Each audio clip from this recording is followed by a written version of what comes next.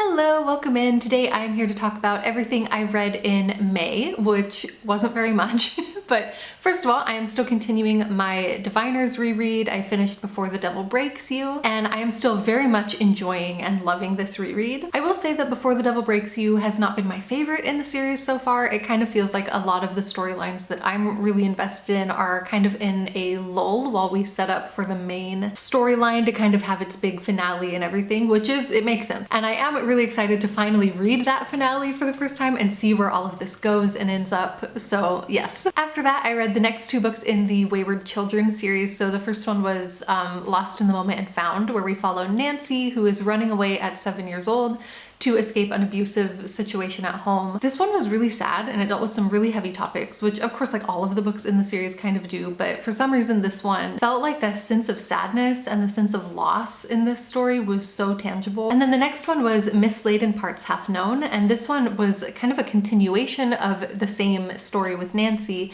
and I really liked to get that continuation and sense of closure for her storyline, but it also had some of the other characters from other books in the series mixed in, and their storylines progressed a little bit too, but it was really just snippets from each of them and it felt a little bit disjointed. And also the dinosaurs on the cover played a much smaller part in the story than I was expecting them to. I would have killed to spend a book in like a dinosaur world, and unfortunately it just was only for like 5 minutes. After that, I listened to some books on Librofm, which is my favorite place to listen to audiobooks, and if you are also interested in a way to purchase audiobooks that supports local bookstores or independent bookstores that you get to choose where your money goes to, there is a link to that down below, which helps me out as well if you're interested. The first thing that I listened to on Libro this month was Sugar Baby. This is so interesting. Our main character is a young woman who is kind of low income. She's from this really shitty small town and she works as a house cleaner. And one day one of her clients' daughters, who's around her age, kind of befriends her and introduces her to the world of being a sugar baby and doing this kind of light sex work, which obviously at first it seems very glamorous and luxurious and kind of like too good to be true. But as time goes on, things become a lot more precarious and a lot more dangerous than they seemed at first, especially for the main character, who is now hanging out in this social circle with these girls who are all from really wealthy, well-off families, and she